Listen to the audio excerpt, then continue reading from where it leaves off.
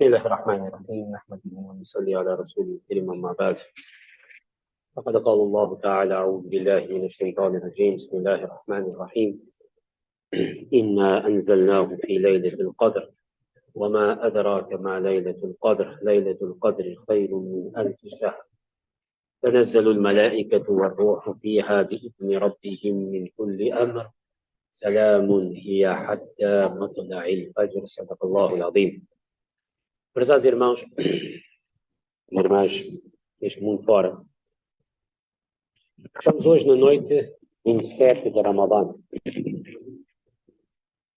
E a noite 27 de Ramadã marca duas coisas. Primeiro, marca a noite em que o profeta de Allah, sallallahu alaihi wasallam, recebeu pela primeira vez os primeiros versículos do Corão no Medina. Foi na noite 27 do Ramadã da época e marcou o início de todos os versículos que iria durar sensivelmente 23 anos. Também, a noite 27 é uma das 5 noites que potencialmente, atualmente, podem ser consideradas uma noite de Qadr. A noite de Qadr é, normalmente, uma noite altamente abençoada, e tão abençoada ela é que ela está no Alcorão, e ela tem um capítulo em seu nome, porque isso mostra o estatuto dela já, e é considerada uma noite abençoada porque vale 1000 meses, ou seja, quem aproveita essa noite ganha a recompensa de 1000 meses, os tais 80 e tal anos. A razão pelo tal é que os discípulos, os Sahaba, uma vez perguntaram ao profeta de Allah, sallallahu alaihi wasallam, que nós estamos em desvantagem em comparação com os povos anteriores que viviam muito tempo. E nós hoje temos um espaço de vida entre 50, 60, 70, 80, por alguma sorte, 90. Ao passo que os povos anteriores viviam muito mais do que isso. Então, por mais que nós adoraremos Allah, faremos aquilo que realmente é possível, nós não temos tempo mais do que eles tinham. E então o versículo foi revelado que Laylatul Qadr khayrun min 1000 shahr, a noite de Qadr, se for aproveitada e se for apanhada, será considerada melhor do que 1000 meses. Ou seja, vocês, se nesta noite vocês fizerem o ibadah, fizerem aquilo que pode, pelo menos não pecar, vocês, inshallah, irão apanhar a recompensa de 80 e tal anos.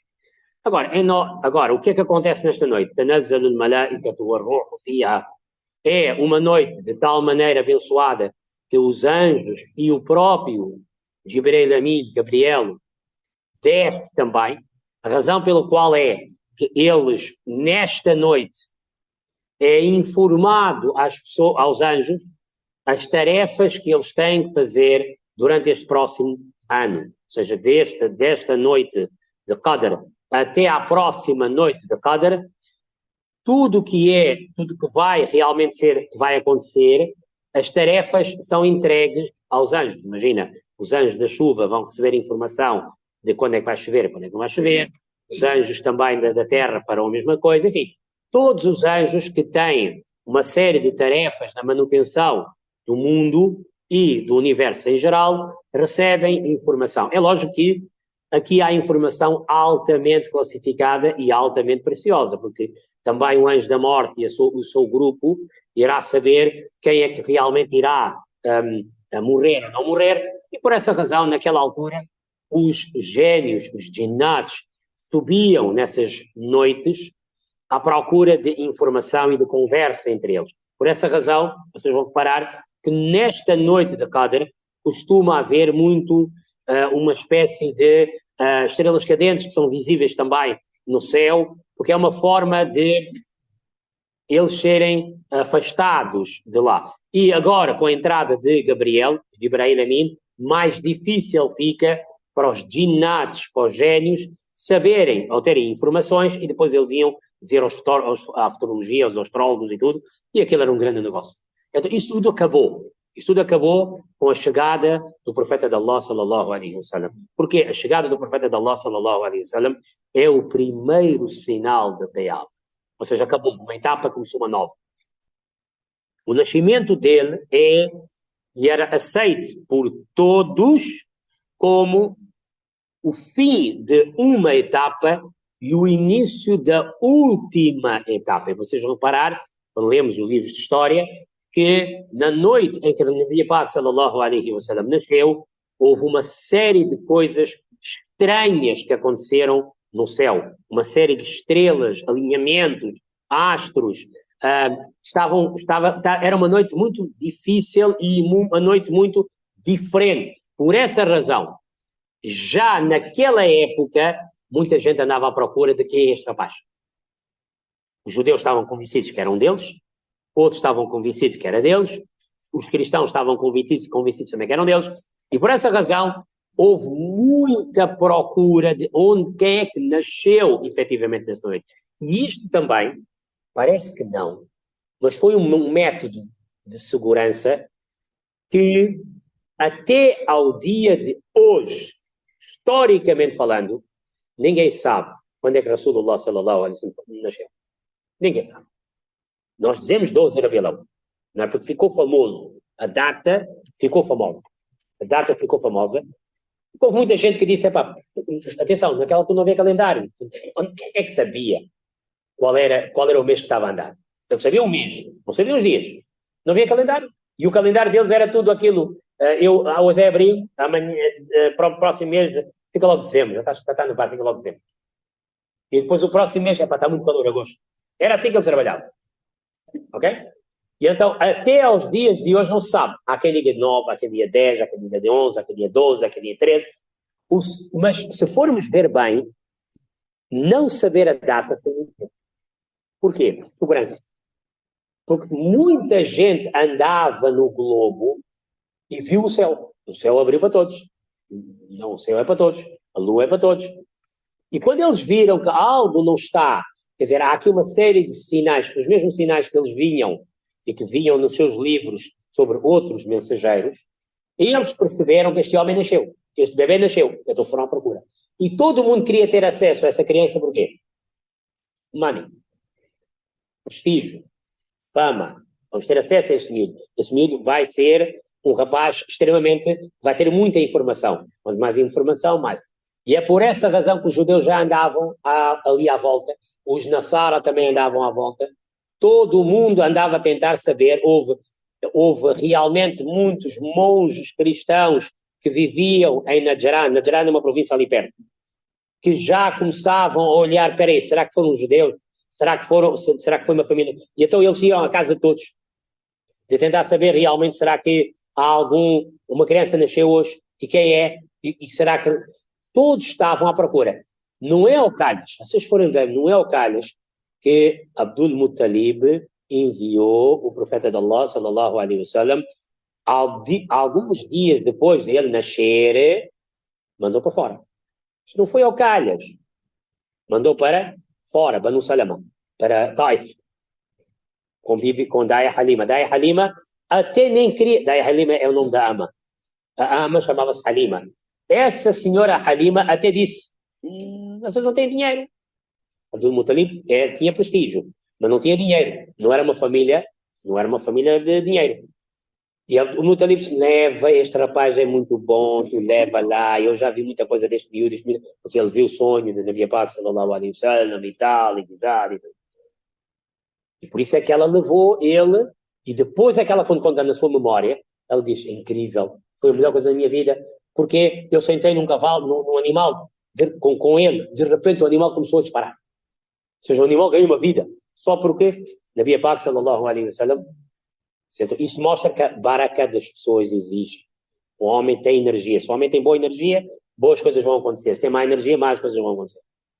E depois ela começou a ver que os animais dela estavam todos a ficar gordos e estavam todos a ficar com muito leite. E todo mundo dizia, pô, como é que nosso animal está a morrer aqui e o animal dela está bom? Ao ponto de os agricultores, os pastores, viam onde é que ela ia dar de beber água. Porque eles diziam, se calhar aquela água tem alguma coisa. Então mandavam os animais todos beber a mesma água e para comer água. Mas era baraka de Rasulullah sallallahu alaihi wasallam. Não, cara. O Filho Pak sallallahu alaihi wasallam foi sendo mantido muito secretamente para ninguém mexer. Por isso é que uma vez ele foi, quando era pequenino, ainda foi quando era jovem, mais ou menos, foi para uma viagem e Abu Talib, um monge viu a ele e viu uma grande nuvem a acompanhar a caravana onde Nabi Pak sallallahu alaihi wasallam estava, e mais os árabes estavam. E ele também disse, pá, aquilo é estranho. E eles quando param, a nuvem para. Isto já tinha acontecido com Jesus também. Estes gajos sabiam tudo. E até ele disse, será que não devem estar ali o rapaz? Então mandou chamaram todos para almoçar. Vieram todos para almoçar e ele viu que a nuvem acompanhou até o fim. Depois todo mundo foi para o outro lado comer, mas a nuvem manteve-se em cima da caravana. E ele era assim, não, pera, ainda falta alguém aqui. Disse, não, já estão todos aqui a comer. Certeza que não está ninguém? E então eles disseram, não, Muhammad sallallahu alaihi wasallam. Porque ficou a arrumar as coisas. Mas apesar do profeta de Allah sallallahu alaihi wasallam ser sobrinho de Abu Talib, que era o chefe, ele não precisava fazer isso. Mas é esse conceito de um homem pensar que eu também sou um criado, eu não sou chefe. Mesmo o chefe não deve acreditar. Ao falar de Maulana Sheikh Islam al-Haq. Sheikh Islam al-Haq é o primeiro Sheikh al-Hadith na Europa. Primeiro Sheikh al-Hadith, quando os muçulmanos foram-se todos embora, né? Daqui 1494, foram os últimos muçulmanos que saíram. Granada caiu, toda a Europa, zero. Durante 300 anos, os muçulmanos viveram às escondidas. Tudo undercover. Os que não conseguiram fugir. E vocês sabem, quando a gente entra nas tabernas e nas tascas, principalmente aquelas tascas do interior, você entra, você vê uma pá de porco, uma perna de porco, em cima de um terraço. Sabe quem é que inventou isso? Fomos nós. Até isso somos nós, muçulmanos. Muçulmanos e judeus. Por que é que eles faziam? Eles abriam sempre, e ainda hoje fazem na China isso. Fizeram durante muito tempo na Rússia também. Eles se juntavam no piso de cima, faziam uma tasca. Álcool, porco, tudo vinha.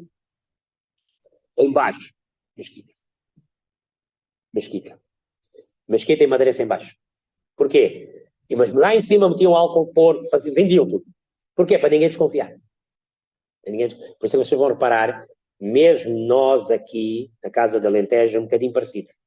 Embaixo você vê coisas islâmicas, em cima é normal. Porquê? Porque eles tinham que viver na undercover. E eram obrigados a fazer isso.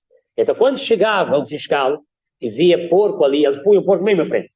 E ele dizia, não deve ser uma casa de judeus nem de muçulmanos, porque nem judeus comem porco, nem muçulmanos comem porco. Nem podem vender, nem podem comer. Mas isso eram momentos diferentes. Quando eles foram todos embora, e até que em 1700 acabou. Não houve rastro mais nenhum muçulmano aqui neste nosso continente. Até que em 1950 começaram a voltar.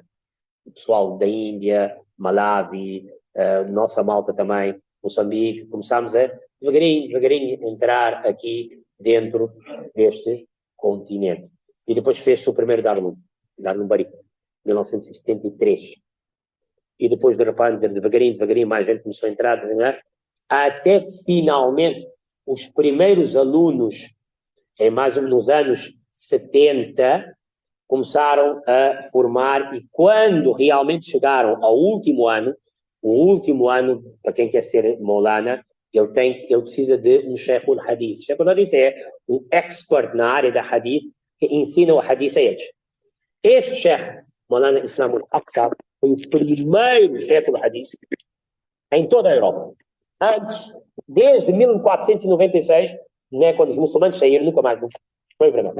Este senhor era um homem de topo mesmo, digamos. Mas ele tinha uma coisa, ele dava aulas e depois, durante a noite, fazia salá. Dava aulas, salá. As pessoas tentaram puxar ele para a política, tentaram puxar ele para mais uma vez, para ganhar prestígio. O homem não ia. Até que um dia, um dos alunos dele diz que um dia eu fui à procura, à noite fui ver onde é que o homem estava. E ele não estava no quarto. Eu fui a correr para a mesquita para ver se ele estava a fazer salá. Se calhar, essa malta à noite fazia salá. Fui ver, também não encontrei. Não está no quarto. Não está na mesquita. Onde é que este homem está? Ele foi até a casa de banho e encontrou este sheikh a limpar a casa de banho. Há um hadith, mais ou menos, em que ele diz que você, quando limpa a casa de banho, né, você está a limpar o teu imã. Esta humildade vem assim. Allah olha para os humildes. O homem estava a limpar casas de banho. Não. Eu também quero limpar. O Zurapac sallallahu alaihi wasallam também limpou. Por que eu não faço isso? Este homem, curiosamente, faleceu em 1996. Sabem onde? Madina Munawwara. Sabem que mês? Ramadã. Sabem que noite? 27. E sabem fazer o quê? Sadqa. Olha, jackpot total. Mas isso vem quando? A gente entrega-se a Deus. Você tem que se entregar a Allah. E quanto mais você rebaixar, mais Allah vai te aumentar. Porque Allah é mutakabbir, o máximo de todos. Então você tem que ser precisamente o contrário. Você tem que ser precisamente o contrário de Allah e precisamente o contrário de Shaitan. Shaitan quis copiar Allah. Lixou. Né? Lixou-se. Então, Allah está em alto, você fica em baixo. Allah é orgulhoso, você é humilde. Allah mostra que é o maior, você mostra que é o pior. E assim se vê. Estes homens conseguiram. Então, essa noite de Qadr é uma noite, pode ser uma das 5 noites. Porque, assim, um prémio tão grande também não vai dar de borla. Deus não dá as coisas assim à borla. Leva lá como é que é. Não, tem que trabalhar. Né? Você quer uma miúda, você tem que trabalhar atrás dela, né? Não é chegar lá, se ela se entregar logo, o que é que você vai dizer? Filha, tu eras tão fácil, um dia vais mandar essa boca nela. Então, tudo que é realmente precioso é difícil, esconde-se, está escondido, né? As coisas não é assim para entregar de qualquer maneira. E então, pode ser uma dessas 5 noites, pode ter acontecido na 20ª, na 1ª, na 3ª, na 5ª, pode ser hoje também, e quem sabe pode até ser a 29. Quem sabe? Pode ser qualquer um. Mas uma coisa é certa, nesta noite 27, o profeta de Allah, sallallahu alaihi wasallam, foi para Gar Hira, a gruta de Hira. Ok. Primeiro, Ramadã, o que é que chama-se Ramadã? Ramadã chama-se pedra quente. Portanto, quando eles sentiam, eles guiavam-se pela lua. Quando viam a primeira lua, né, Hilal, eles diziam, e naquela altura era fácil ver a lua, porque não havia luzes artificiais como hoje, e era muito mais fácil. Eles viam, como é que está o tempo hoje? Está muito, muito calor, vamos cancelar as viagens todas, para tudo, fica Ramadã. Atenção que na altura Ramadã não era um mês de ibadat, nada. Ramadã era uma espécie de agosto de nós. Ou seja, um gajo não fazia nada, ninguém fazia nenhum. A malta o que é que fazia? Naquele mês parava. O pessoal ficava nas grutas, nos espaços quentes, frios, porque o calor era terrível naquela altura, e o Huzur Pak sallallahu alaihi wasallam aproveitava este mês, carregava provisões e ia para ficar num sítio sozinho. Isso mostra que os nossos eruditos antigos, quando saíam para fora e faziam uma temporada fora, é sunna fazer isso. Isto não é bidá. Não é bidá. Fazer etekaf não é bidá. Muitas vezes fazer uma seclusão durante... A única diferença qual é? É que o Islã permite uma seclusão máximo 40 dias. Máximo. Foi o que deixou Musa ali salatu salam fazer. Mais 40 dias não, tem que voltar para casa. A não ser que é uma situação excepcional. Primeiro ponto. Ele, o Huzur Pak sallallahu alaihi wasallam, fazia isso. Durante algum tempo largava a sua família, deixava as coisas todas, pegava um bocadinho de comida e saía. Não é haram fazer isto. Primeiro ponto. Segundo, ele ia para onde? Gar Hira. Os que já lá foram, que Allah leva-os outra vez, inshallah. E os que não foram, que Allah leva eles também lá. Palavra de honra, já tem visto, ainda não tentámos ir lá. Mas pelo que nós sabemos, aquilo é tão alto, aquela zona é tão alta, que chega uma altura, o carro já não sobe. Você vai com o carro, vai subir. Chega uma altura, o carro já não consegue. Aquilo entra numa dimensão, aquela montanha, que você é obrigado a parcar o teu carro e seguir o resto a pé. Ou seja, você não consegue ir de carro até ao spot mesmo. Não consegue. Primeiro. Segundo, aquilo é muito perigoso entrar dentro daquelas rochas para chegar no spot onde ele estava. Isto mostra o quão difícil era subir, o quão isolado era o local, e por causa disso, se calhar, Nabi Pak sallallahu alaihi wasallam gostava de lá. Porque ninguém vai me chatear aqui. Isso mostra o quê? Que às vezes nós precisamos de um tempo só para nós. Às vezes nós temos que sair fora da rotina para um espaço e ficar. Etikaf é claramente uma das melhores maneiras, mas Jamat também é muito bom, porque um gajo sai fora da rotina e fica só a pensar sobre a sua vida. Era o que ele fazia variadíssimas vezes. Agora, o local onde ele sentava também era curioso, que aquilo era uma espécie de um buraco dentro de uma montanha, era um buraco. E o Huzur Pak sallallahu alaihi wasallam gostava daquele buraco, porquê? Porque quando ele sentava-se naquele buraco, é só um pequenino espaço. De onde ele sentava, Kaaba estava à frente. Portanto, ele estava virado para Qibla. E o Huzur sallallahu alaihi wasallam sempre gostava de Kaaba. A Kaaba para ele era praticamente tudo. E por essa razão é que, quando o Islã começou, o Salat era em sentido de Jerusalém, ele ficava sempre de uma maneira que apanhava Kaaba e Jerusalém à frente. Ele não ficava daquele lado. Porque daquele lado ele era obrigado só a virar para Jerusalém. Ele gostava só de ficar numa posição onde Kaaba apanha e Jerusalém também apanha. Por isso é quando foi a Madina Munawara, ele ficou um bocadinho mal disposto. Porque de Madina Munawara, você já não consegue você não consegue apanhar os dois, é totalmente o opposite side. Aquela nos leva, inshallah, se vocês forem ver uma série de Qibla tem, né, vocês vão ver o Qibla atual e o Qibla, o anterior é completamente o South, é mesmo, sul-norte. Então, o Huzur Pak sallallahu alaihi wasallam ficava lá.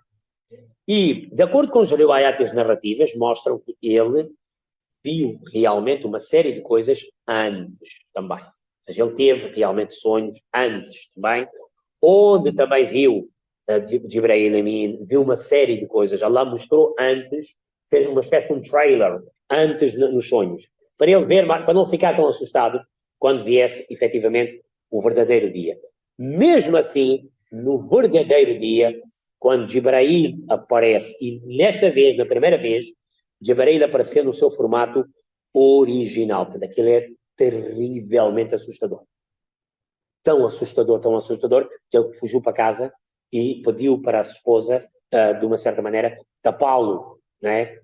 Por isso é que ele ficou conhecido como Ya Ayyuhal Muzammil, Ya Ayyuhal Mudaththir, significa aquele que está tapado debaixo de um cobertor. Ele estava muito assustado. Jibreel Amin, nesta primeira vez veio assim, mas depois Jibreel Amin começou efetivamente a vir em formato de um ser humano. Basicamente era no formato de Dihya al-Qalbi, que era um sahabi muito giro, muito bonito, muito elegante. Então ele vinha no formato dele. E então, ao vindo assim, muitas vezes ele passava despercebido. Ninguém sabia que era o anjo Gabriel, e por vezes ele até vinha em formato de um homem estranho, mas a nível original ele veio, pelo menos essa primeira vez ele veio, pode ter vindo outra vez mais, outras também vezes, mas esta foi a primeira vez. E esta aconteceu nesta precisa noite, 27ª noite de Ramadã, onde, vocês já sabem, que das 3 vezes ele disse que Iqra. Agora, vocês veem, a gente quando diz Nabi, o Huzur tem um título, Nabiyul Ummi.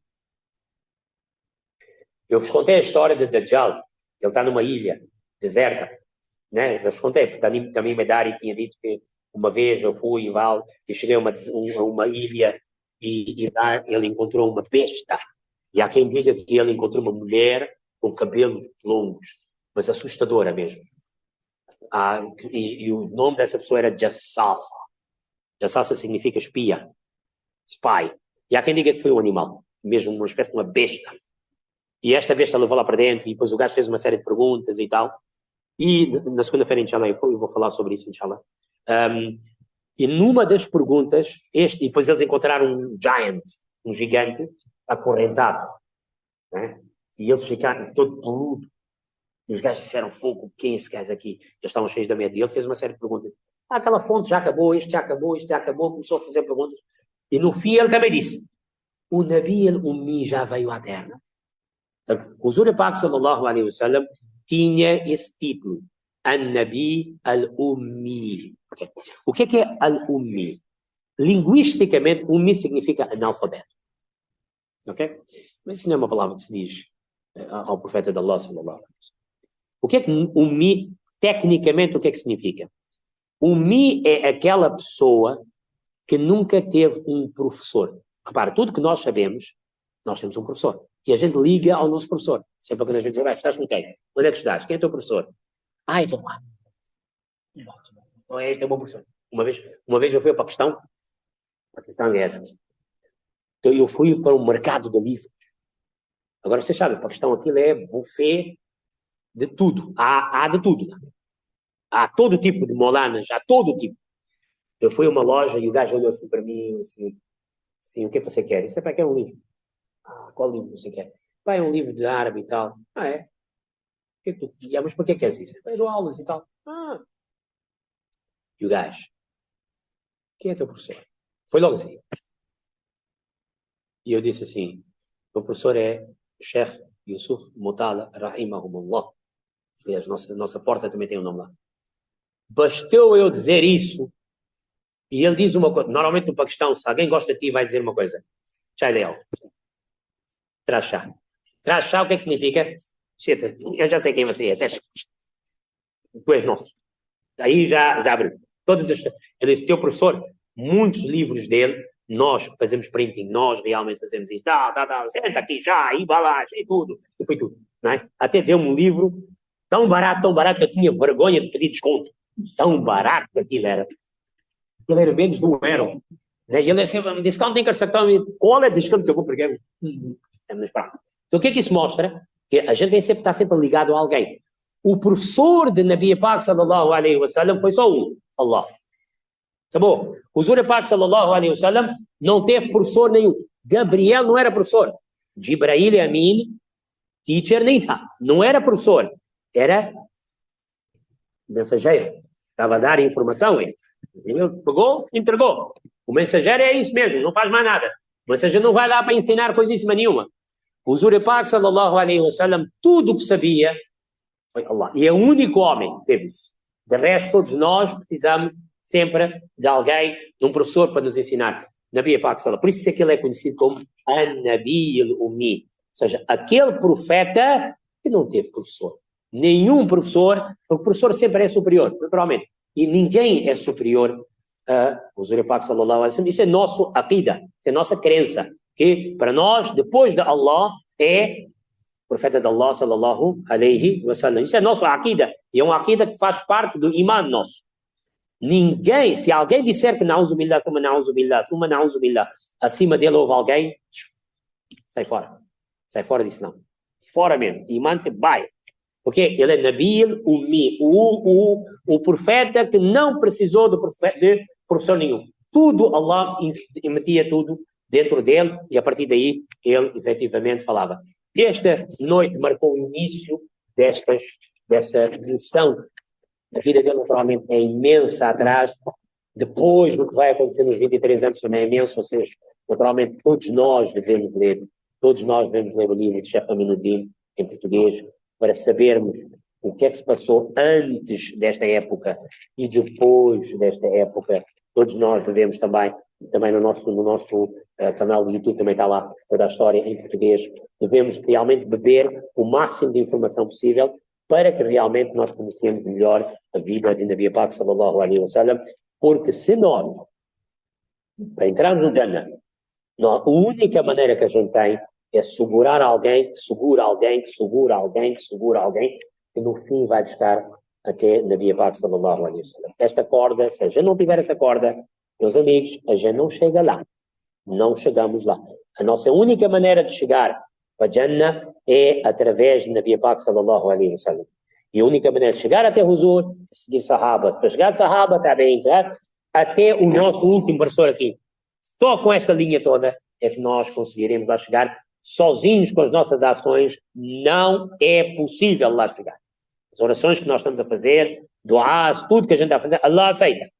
Por isso que a gente diz, Rabbana taqabbal. A gente não diz, Rabbana iqbal minha. A gente diz, taqabbal. Taqabbal, sabe o que significa? Não é aceita. É Allah faça a favor de aceitar. Taqabbal não significa aceita. Taqabbal significa dê-nos a honra de aceitar. Ou seja, isto não é nada que a gente está a dar. Não é? Mas é pá, se você aceitar para nós, ficamos bem. Não, nosso nariz não vai ficar cortado. Não é? É só isso. Taqabbal significa isso. Ou seja, nós estamos a aceitar, estamos a aceitar que nós, o que estamos a dar, Allah não precisa disso. Allah não vai fazer nada com isso. Isto não vai encher a barriga de ninguém.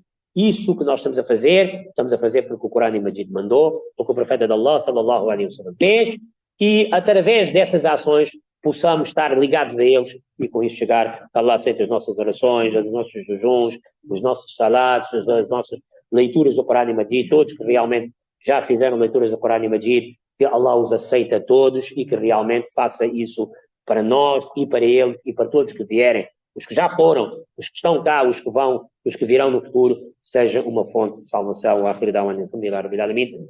اللهم صل على سيدنا ونبينا مولانا محمد وبارك وسلم. ربنا تقبل منا انك انت السميع العليم وتب علينا انك انت التواب الرحيم. وصلى الله تعالى على سيدنا محمد وعلى اله وصحبه اجمعين برحمتك يا ارحم الراحمين.